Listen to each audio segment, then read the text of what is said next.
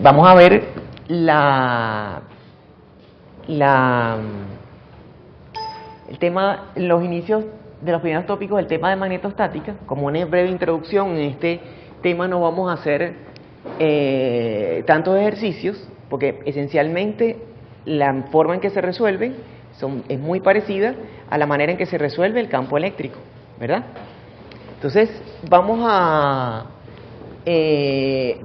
recordar primero que en estática se cumple que el rotor de H es igual a J. Y luego, en un volumen en el cual J sea nulo, puede ser un material aislante perfecto, ese rotor de H siempre va a ser igual a 0. Entonces, matemáticamente hablando, solamente de forma matemática, en ese volumen en particular, H podría expresarse como el gradiente de una función potencial, que esa función potencial le vamos a llamar función potencial magnético. O sea que en ese volumen en particular, H puede expresarse como el gradiente de una función potencial. Entonces, esa función potencial que está allí, esa función potencial magnético, es muy importante que ustedes sepan que no tiene significado físico. Solamente es una herramienta matemática que nos va a servir para resolver problemas, pero no cumple con la mayoría de las reglas que cumple el potencial eléctrico. Entonces, eso es para que ustedes siempre lo tengan presente, ¿no? Simplemente, con lo que cumple esa función potencial es que, si uno le calcula el negativo del gradiente, eso es igual a H, más nada.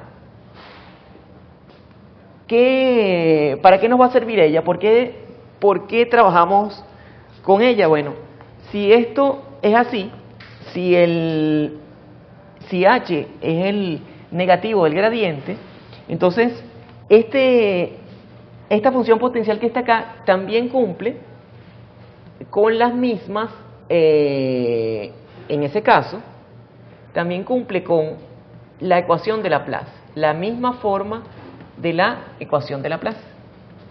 En ausencia de densidades de corrientes volumétricas, entonces esa función potencial magnético también cumple con la ecuación de Laplace. Entonces, eso es importante que ustedes lo sepan, puesto que las mismas soluciones que aplicamos para el potencial eléctrico, ahora las podemos aplicar también para el potencial magnético. Podemos entonces resolver problemas muy complicados aplicando esa ecuación de Laplace, resolviendo esa ecuación diferencial. Pero para ello vamos a necesitar unas condiciones de borde. Esas condiciones de borde son estas que están acá. Entonces, la primera, por supuesto, que si H es el negativo del gradiente del potencial magnético, entonces se cumple esta condición de borde que viene relacionada, que relaciona las densidades de corriente con el campo magnético, y por supuesto debe cumplirse también la ley de Gauss. La ley de Gauss para el vector flujo magnético. Entonces, esto es aquí, por supuesto, mu, exactamente, dependiendo del material que estemos hablando. Entonces, donde estaba el campo magnético antes, ahora colocamos el gradiente de la función potencial. Vamos a un momentico. Entonces, bueno, muchachos, ¿qué otra regla qué otra regla debe cumplir esa función potencial? Bueno, lo nuevo para ustedes, o lo que tienen que estar pendiente, la clave para resolver estos ejercicios, es que las superficies equipotenciales de esa función escalar son siempre perpendiculares a H. Como cualquier gradiente, si tenemos el gradiente de una función escalar, entonces ese gradiente va a ser siempre perpendicular a las superficies equipotenciales. Eso no se pueden olvidar para tratar de resolver estos ejercicios. Esta es la clave para poder resolver esos ejercicios, porque como les digo, la función potencial magnético es un concepto bastante abstracto, que no tiene significado físico. Entonces nos tenemos que guiar esencialmente por la matemática, por los conocimientos que tenemos de cálculo vectorial. Entonces, esa es la primera regla. La segunda regla, como vamos a ver más adelante, es que la función potencial magnético no es constante dentro de un conductor perfecto. Eso es importante que lo tengamos presente para poder resolver nuestro ejercicio, ¿ok? Entonces, bueno, para poder ejemplificar eso, vamos a tomar un cilindro con una densidad de corriente superficial que es constante en la superficie del cilindro. Dentro del cilindro es un cilindro hueco y afuera también es hueco. O sea que aquí dentro del cilindro es vacío y afuera también es vacío. Y la única fuente que existe, la única fuente de corriente que existe es esa fuente superficial, ese vector K que está allí. Entonces, dada esa geometría, en este caso, pide encontrar el campo magnético utilizando la ecuación de Laplace. Eso es básicamente lo que se pide acá, encontrar H. ¿Cómo podemos resolver ese problema? Bueno, lo principal es darse cuenta o tener una mínima idea de cómo va el campo magnético asociado a esa estructura. De acuerdo a lo que vimos en la primera parte de la materia, el campo magnético en principio debería girar, ¿verdad? Girar alrededor de ese cilindro.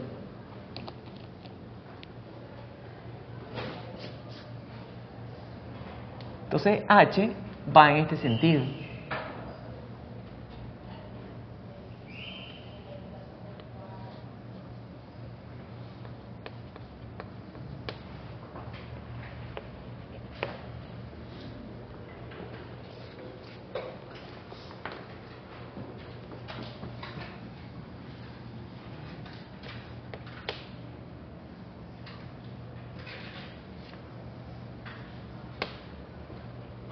Entonces, ¿qué es lo que tenemos que observar allí?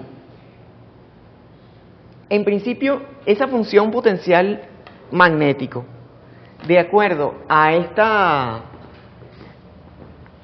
definición que está acá, a esta propiedad de los campos vectoriales, ¿cómo podemos pintar allí las superficies equipotenciales? ¿Cómo serían? Serían como en Rho, ¿verdad? Exactamente, dibujarlas en este sentido.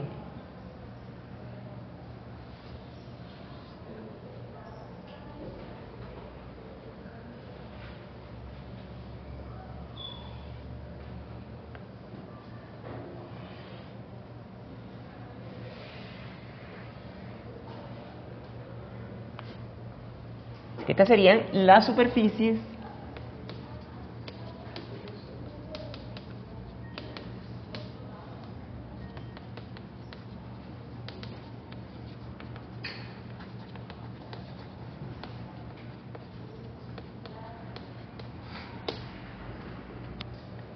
equipotenciales del potencial M.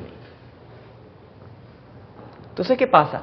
En esta superficie como tal, como es una superficie equipotencial, entonces, ¿qué sucede?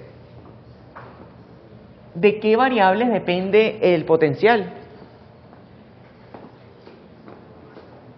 En ese caso, si todo eso, fíjense que esto es una superficie infinita en Z, y esto esencialmente es lo que son planos equipotenciales, ¿verdad? Perpendiculares a la dirección del campo magnético. No, fíjense, si esto es equipotencial, de Rho no debería depender.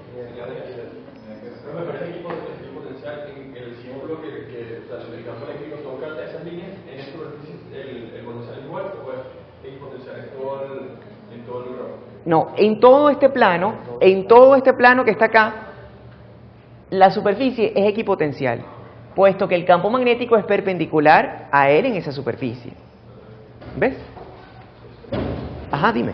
Eso es un conductor cilíndrico sólido. Sí, es un conductor, imagínate un conductor cilíndrico muy delgado, en el cual va una corriente K que va subiendo, pues.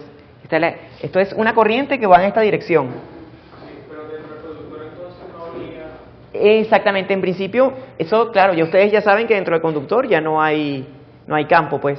Eso es parte de la solución. De acuerdo a la teoría que hemos visto. Pero imagínate que no sabemos nada.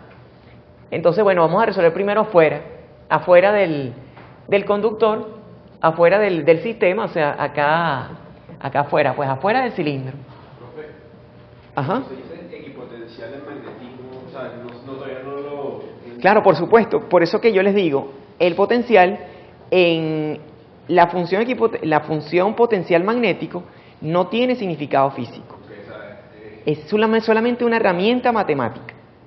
Y entonces quiere decir que entre, por ejemplo, dos líneas, o las líneas son planos, o sea, cada línea es un plano, ¿no? En realidad es todo un plano. No, entre las líneas puede pasar cualquier cosa. Bueno, Exactamente, hay diferentes valores de función potencial. y entonces, Ajá. aunque el campo en teoría en el infinito es cero, Ajá. es cero, Pero el el potencial, potencial se mantiene... exactamente, se mantiene constante en este plano. Ok, Exactamente, es así. ya eso no hay campo porque se... Adentro no hay campo, exactamente. Ajá, ¿otra duda, otra pregunta por allí? Ok, entonces, entonces, bueno, fíjense ahora que si queremos utilizar, ya vimos que entonces la función potencial es una función que depende de quién esencialmente es de phi.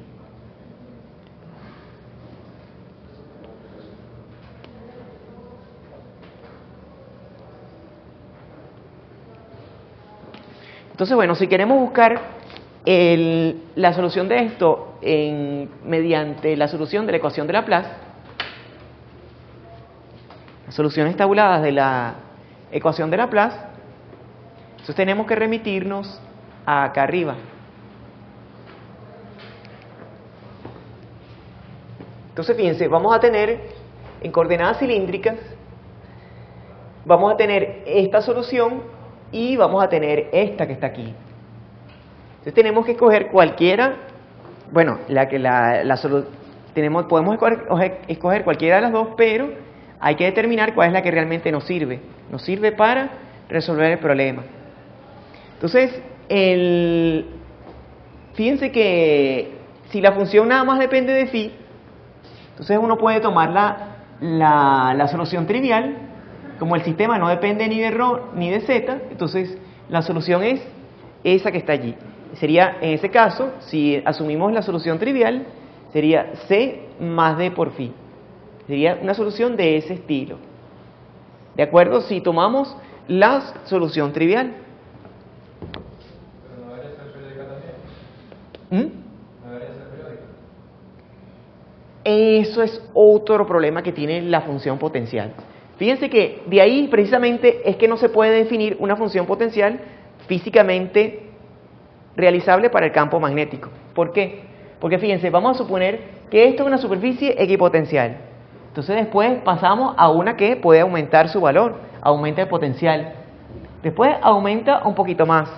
Después debería aumentar un poquito más, porque estamos recorriendo cada vez más campo magnético y al final, ¿qué sucede?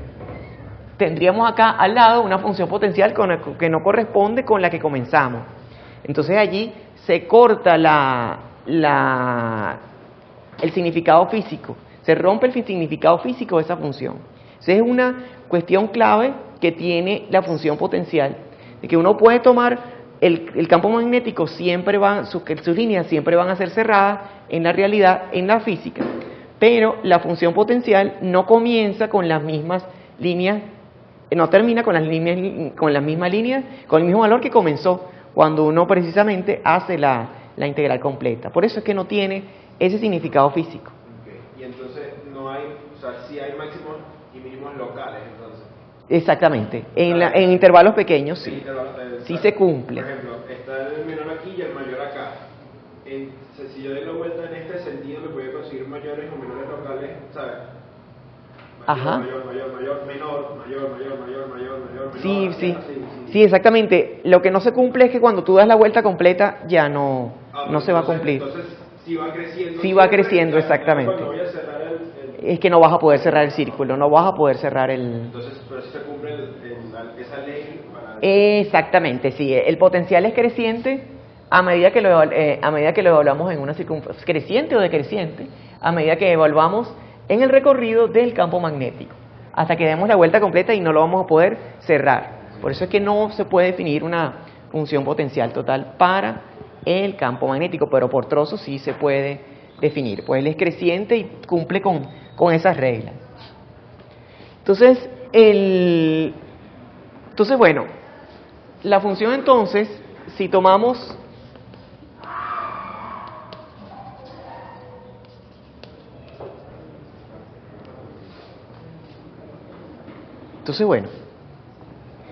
fíjense, como no, las condiciones para el potencial magnético no están completamente, o sea, no están bien definidas físicamente, entonces lo más conveniente es que uno cuando tiene ya la solución, más o menos la solución que uno cree que puede ser, entonces uno le debe calcular el gradiente, pues.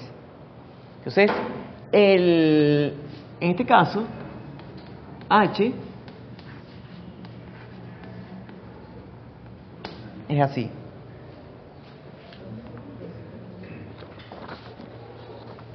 Entonces, esto es nulo y esto es nulo.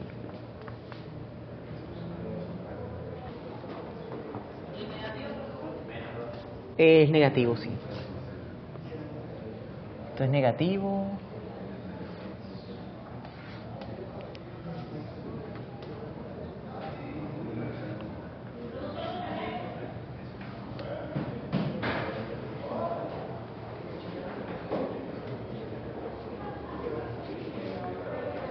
Bueno, muchachos, entonces, fíjense, una vez que uno tiene el potencial, entonces anoten eso.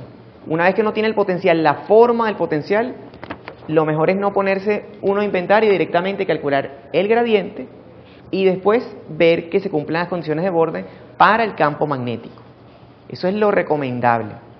Porque, como les digo, esa función potencial que está allí simplemente nos va a servir nada más como para ver qué forma matemática tiene ese campo escalar. De resto es convertirlo a campo magnético a través del gradiente y a partir de allí es que uno aplica las condiciones de borde. Porque si no, entonces nos perdemos, se pierde uno, pues.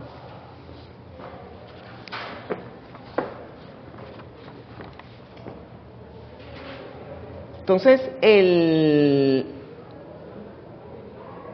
bueno, dado que esto es fuera del cilindro,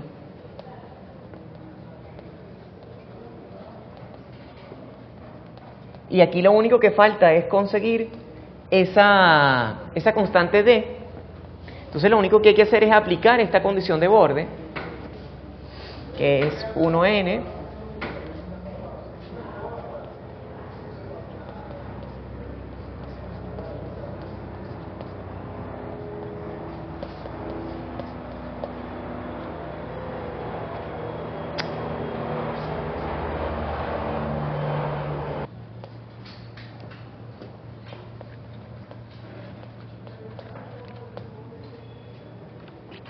Entonces, lo que queda es aplicar esto y bueno, al final,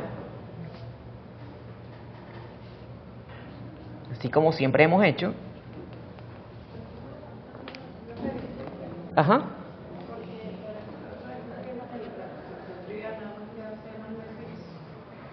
que por qué nada más depende de phi. Si tomas la solución trivial, entonces si si tomas la solución trivial, la función nada más depende de phi. Bueno, en realidad, al hacer el dibujo te das cuenta que nada más la función depende de phi. Por eso es que las otras funciones se anulan. Pero es por la forma en que están colocadas las funciones equipotenciales.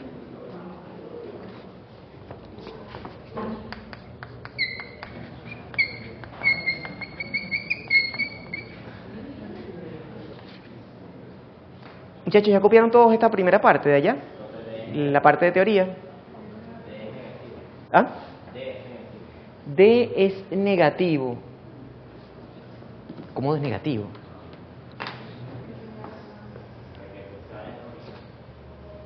Esto tiene que ser... Ah, claro, evidentemente. Sí, claro. Así.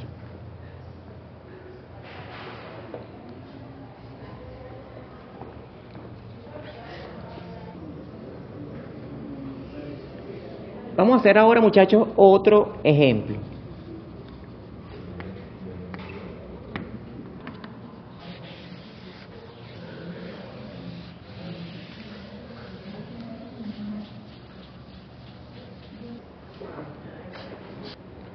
Vamos a resolver este problema que está aquí. Este otro problema, otro ejemplo. Esto es un cilindro conductor infinito. Y está constituido de un material conductor perfecto. Entonces, él es infinito en Z, está centrado, su eje de rotación es el mismo eje Z, y él se inserta en un lugar del espacio en donde el campo, antes de su existencia, antes de colocar ese cilindro allí, tenía este valor que está allí. O sea, esto es antes de insertar el cilindro.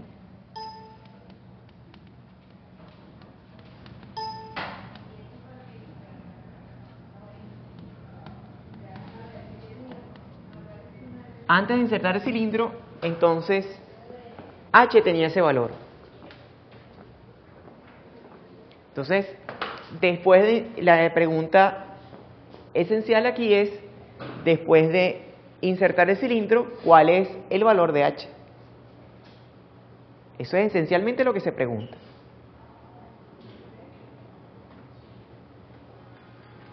O sea, conseguir la expresión de H para todo el espacio. Entonces, bueno,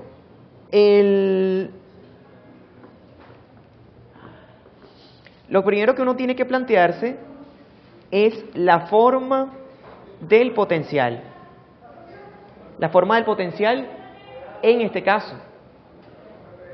Entonces, fíjense, en este caso podríamos utilizar la solución trivial. Fíjense cómo son las superficies equipotenciales. Vamos a ponerlas aquí en contexto.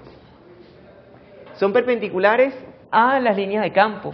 En este caso, las líneas de campo son las que están colocadas allí en rojo.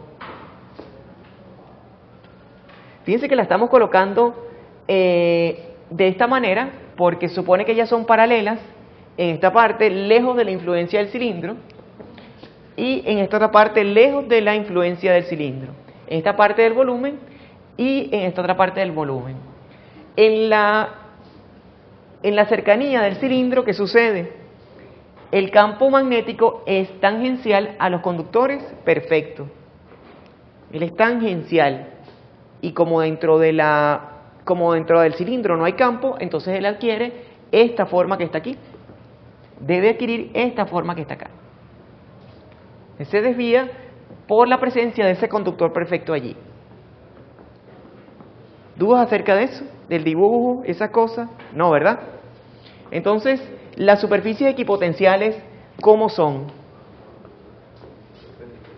En principio deben ser perpendiculares al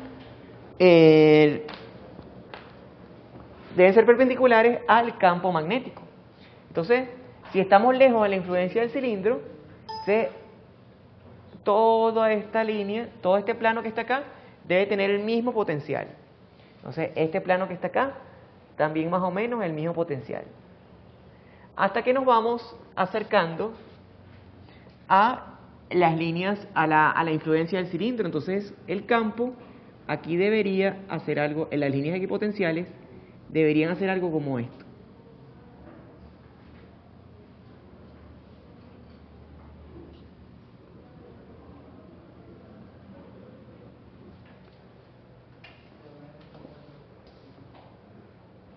Sería algo así. Entonces estas serían las líneas equipotenciales.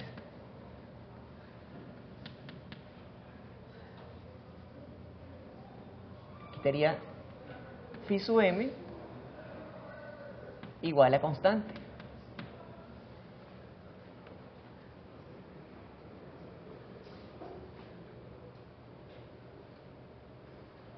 Ok, muchachos, entonces, si tenemos ese sistema y este es el eje Z, ¿de qué variables debe depender ese potencial, esa función potencial? Dado ese dibujo, dado el campo. Exactamente, debería depender de ρ. Y debería depender de phi también, exactamente. Entonces, debe depender de esas dos.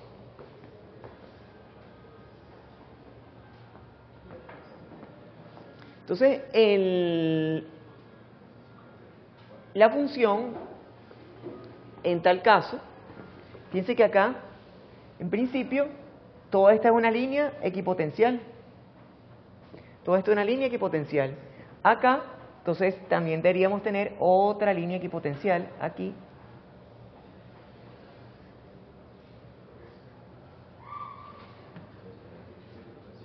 Y el potencial en este punto debería ser el mismo que el simétrico en el otro lado y así sucesivamente.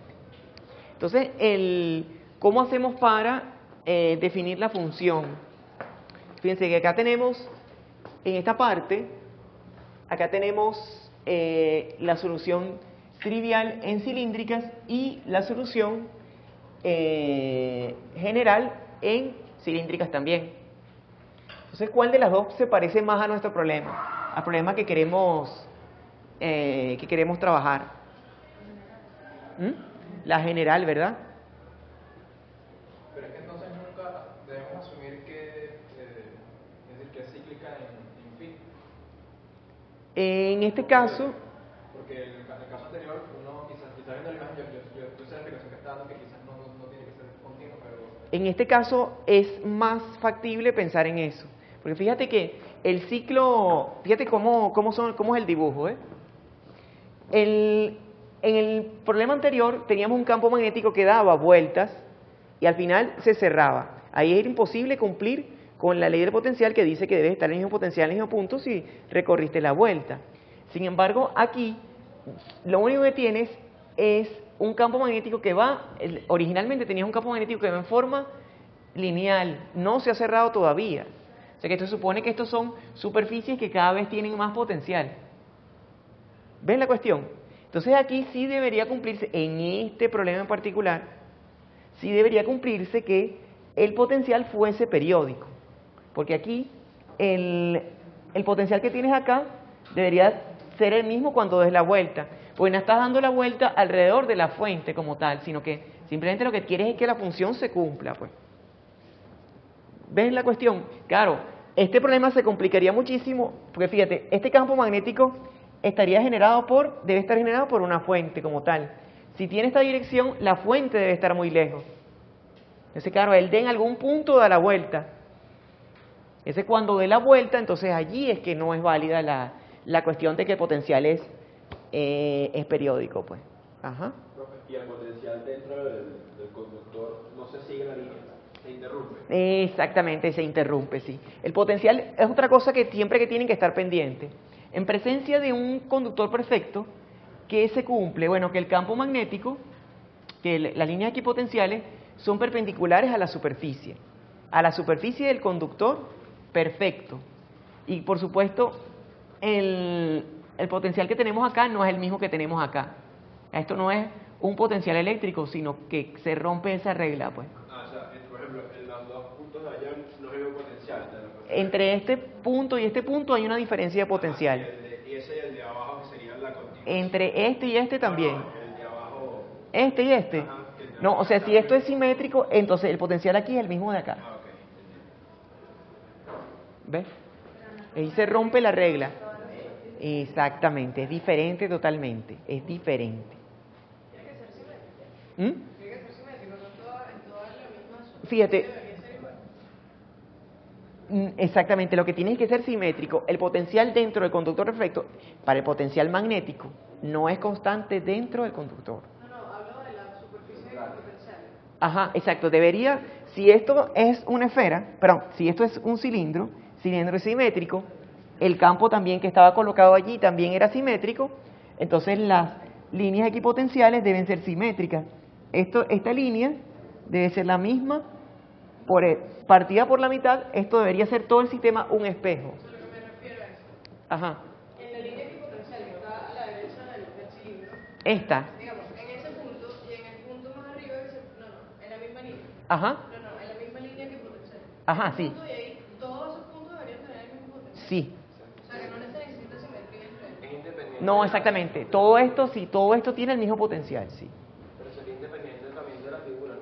O sea, no importa que no tengas, o sea, que tengas cualquier otra geometría. Ajá. Después igualito va a ser igual en todo. Claro, las líneas equipotenciales todas tienen el mismo potencial. Por eso es que se denominan así. Porque son son líneas con el mismo potencial todas.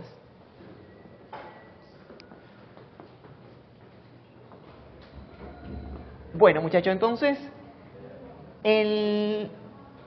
por eso que la orientación esencial para resolver el problema, se los digo nuevamente, es imaginarse cómo va el campo magnético y trazar líneas que son perpendiculares a ese campo magnético. Y ustedes van a ver que todas esas abstracciones y todos esos casos extraños los van a poder interpretar. Los van a poder interpretar correctamente. Si la clave entonces es esa: conseguir las líneas que sean, conseguir las líneas equipotenciales, haciéndolas, o sea, las líneas, las superficies equipotenciales, haciéndolas perpendicular al campo magnético. Entonces, bueno, si asumimos la solución trigonométrica, fíjense que tenemos aquí en la lámina, tenemos esta solución que está acá. La solución general, esta que está aquí. Fíjense, ¿qué se cumple en este caso? En nuestro caso particular, estamos en presencia de un cilindro. En presencia de un cilindro que es simétrico cuando damos la vuelta nuevamente. Entonces, lo lógico sería escoger que este valor de k sub n fuese igual a 1 para que esta función trigonométrica que está acá tuviese periodicidad de 2pi. O sea, que le dé la vuelta, apenas le da uno una vuelta y ya consigue el mismo valor otra vez. Si le damos a k sub n un valor de 2, valor de 3, valor de 4, entonces vamos a conseguir, eso equivaldría a decir que tenemos el mismo potencial, más en ángulo ya más pequeños, que no son de 2pi, sino que son más chiquitos. Si en vez de si escogemos un k sub n, por ejemplo, de 2pi, o de 4pi, 5pi, implicaría que en esta superficie que está más acá tendría que tener el mismo potencial que una que está más adelante. Vamos a ponérselo de esta manera. Si el periodo de la función es 2pi, entonces implica que al evaluar la función acá, por ejemplo, y damos la vuelta, entonces conseguimos el mismo potencial. Si no escogemos una función que tenga periodo 2pi, sino que tenga periodo, por ejemplo, 4pi, entonces eso equivaldría a que tenemos un potencial aquí y ese potencial debe repetirse más acá. Y después también debe repetirse más acá y más acá. Y eso físicamente no debe ser. Se le estoy poniendo el caso del absurdo para que lo observen, ¿sí? Dime. Pero en este caso, la línea que llega por la parte inferior hacia el cilindro y la que sale de la parte inferior no es el mismo potencial. Ah, claro, exacto, pero eso no lo garantizas para todo el espacio. Claro, por supuesto que debe cumplir con esa propiedad. Pero en en este caso, si tú tienes, o sea, eso lo tienes que hacer cumplir para todo el espacio. Por ejemplo, ok, si tiene que cumplirse que esto aquí y acá sea el mismo potencial. Y también acá y acá, esto aquí también tenga el mismo potencial, ¿verdad? Eso es lo que tú me estás comentando. Pero, ¿cómo garantizar que cuando tú des la vuelta consigas el mismo potencial? Tienes que escoger una función que sea de periodo 2pi. Ajá, dime. También no puede ser de periodo 4pi o otro número que no sea 2pi, porque eso significaría de que si yo hago, porque sigue siendo una herramienta matemática, entonces Sí. cumple las propiedades matemáticas. Si yo hago una integral de línea Ajá. del campo magnético, como el campo magnético va así, eso no me va a dar 0.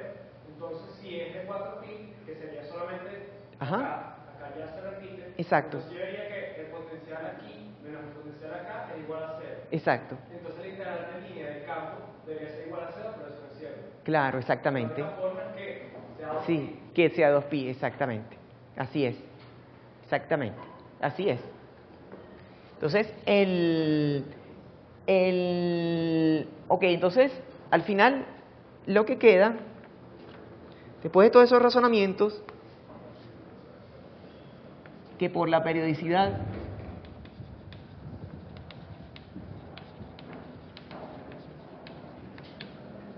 de H y de phi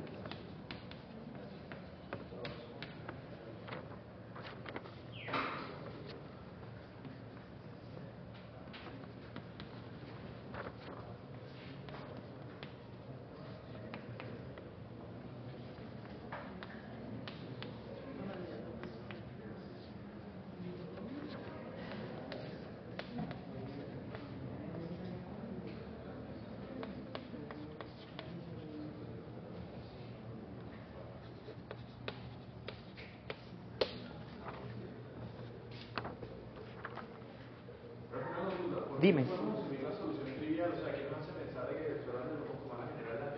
Fíjate, directamente, fíjate, ahí tienes las dos soluciones.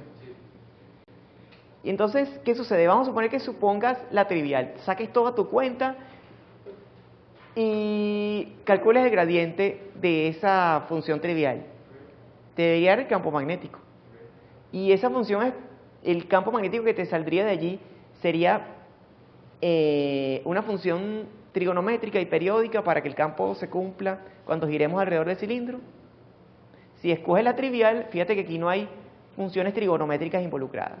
Entonces, cuando calcules el gradiente, no vas a poder tener un campo magnético periódico. O sea, cuando veamos que tenemos un CVM que es periódico, lo vamos a generar. Exactamente, exactamente. En cambio, si el gradiente de phi sub m, si cogemos la general, sí va a dar una función periódica. Pero por lo menos en el caso anterior también podemos decir que era periódica al hacer el... No, porque caemos en el caso que estábamos comentando hace rato, que estamos haciendo el giro alrededor de la fuente. Y entonces el campo magnético está girando y cuando tengas, ¿ves? Cuando tengas el potencial, entonces no va a haber el mismo en todos lados. Entonces, bueno, la solución que aparece es esta que está aquí.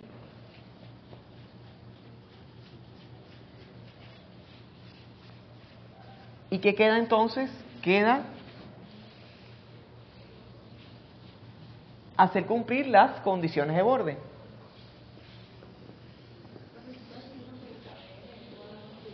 ¿Ah?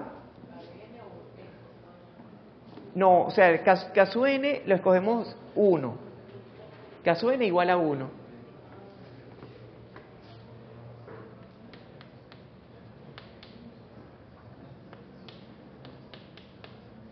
Esta es la condición esencial. K sub n debe ser igual a 1 para que la función sea periódica en 2pi. ¿Ves? Entonces, bueno, tenemos más o menos idea de cómo es el potencial. Ahora, ¿qué condición debe cumplirse. De acuerdo a lo que vimos en el problema de la clase pasada para el campo eléctrico, ¿qué debe ocurrir en el infinito? Ajá. Exactamente, el h es constante, exactamente. Fíjense, el límite, cuando r tiende a infinito, de h, esa es la condición principal. De hecho, vamos a escoger esa como primera condición de borde.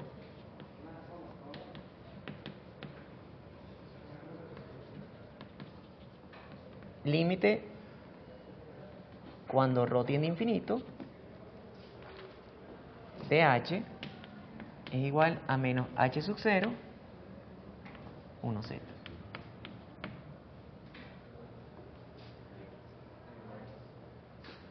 X, perdón. Entonces, como la condición número 1. Vamos a tomar otra condición. ¿Qué otra condición existe en el sistema? En el borde, ¿verdad? ¿Qué debe cumplirse? Ajá. El campo debe ser tangencial a la superficie. El campo debe ser tangencial a la superficie. Entonces, debe cumplirse 1n punto mu sub 0 h igual a 0. Vamos a reescribir también la condición 1. Esto es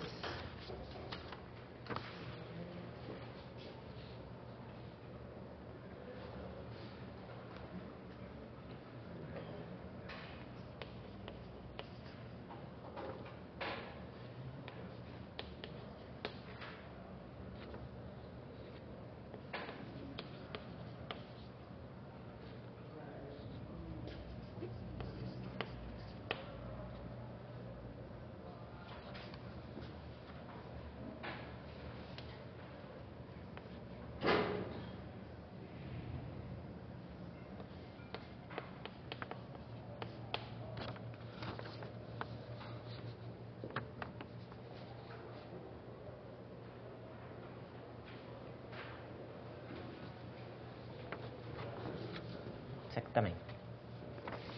Entonces, bueno, vamos a calcular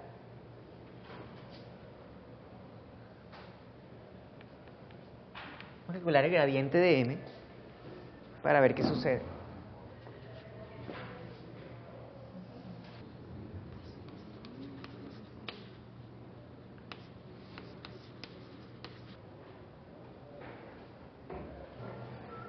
Entonces, ¿qué queda? Fíjense, lo primero que vemos es que la función que acompaña al vector 1 ρ es un coseno de phi. Y para que eso suceda, entonces d1, es así, d1 debe ser igual a 0, para que esta función sea igual a esta. Y por el otro lado, la función que acompaña al 1 phi es seno de phi. Entonces, ese es este término que está acá. Otra vez, d1 debe ser igual a 0. O sea, por los dos lados sale que d1 debe ser igual a 0.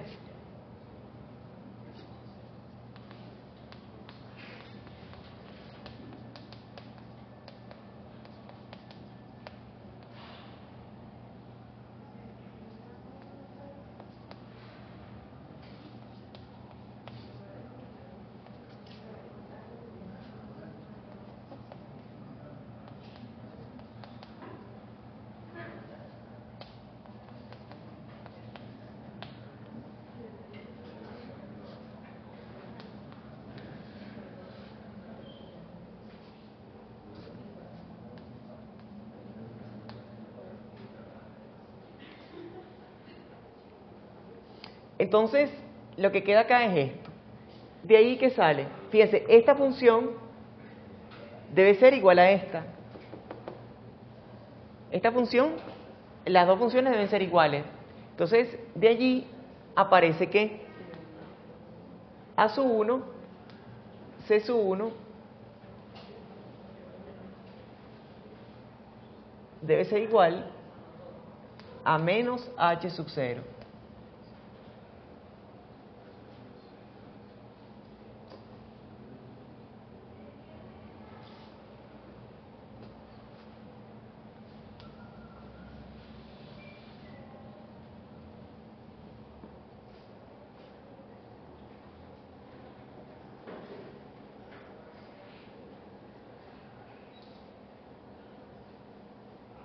Ok, muchachos. Entonces, bueno, ya tenemos la relación de el valor de una constante y la relación entre dos de ellas. ¿Qué nos falta? Falta algo, ¿verdad? Falta otra condición por evaluar. Entonces, ¿qué precisamente la condición 2? Que el campo debe ser tangencial al cilindro de conductor perfecto. Entonces, H, vamos a volver a colocar H en su forma, como lo tenemos acá, A sub 1 menos B sub 1, ya va. Exactamente, menos B sub 1 entre ρ cuadrado.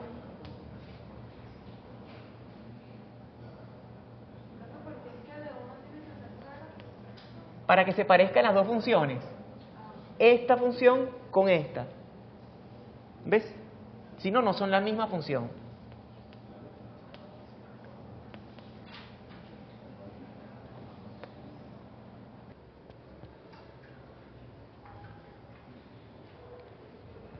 Ok, muchachos, entonces este campo que está acá, evaluado en R igual a R, debe ser tangencial a la superficie. Debe ser tangencial a la superficie del cilindro. Entonces, ¿eso qué implica? ¿Qué implica esta condición que tenemos acá? Fíjense, esto en realidad es 1ρ punto H igual a 0.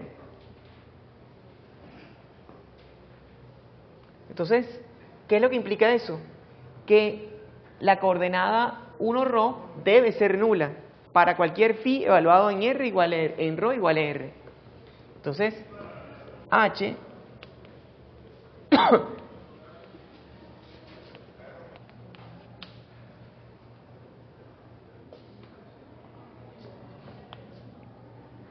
y entonces, ¿cómo hacer para que esa condición se cumpla?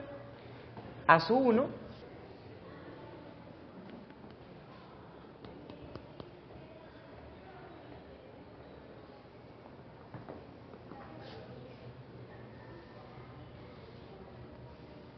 Entonces, bueno, yo creo que ya con eso ya tenemos para resolver el problema, terminar de resolver las dos condiciones que hacían falta pues para resolver. Entonces, por supuesto, vamos a ponerla aquí por la condición 2.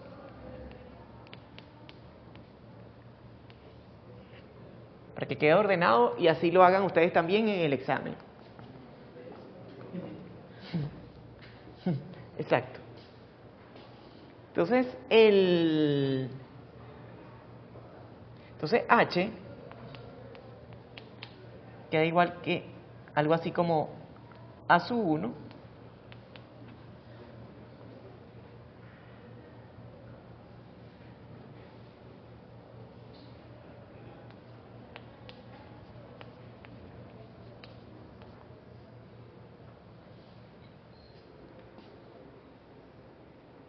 queda algo así. Si uno coloca esta relación aquí adentro, H da esto que está acá.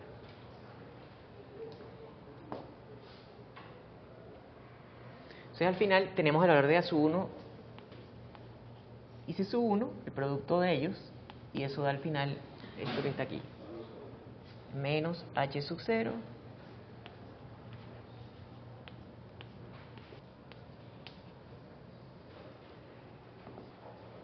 ¿se ve más o menos? Es un poco abstracto. Esta parte de la materia, yo diría que es la más abstracta, pues. Pero si siguen, yo creo que estas reglas que yo les he dicho no van a tener problema. Hay que imaginarse que la función potencial no tiene significado físico, sino que un significado físico concreto, sino que es una herramienta matemática. Simplemente es eso, una herramienta matemática. Ajá.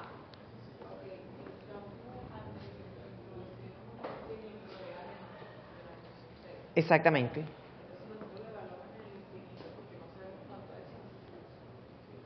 Exacto. Sí, por eso es que hay que evaluar en el infinito, porque lejos del cilindro el campo sigue siendo el mismo. Sigue teniendo la misma forma que tenía antes que el cilindro existiese. Por eso es que hay que evaluarlo en el infinito. ¿Ves? Otra pregunta por allí. ¿Dudas? ¿Mm? Si es igual, ¿cómo?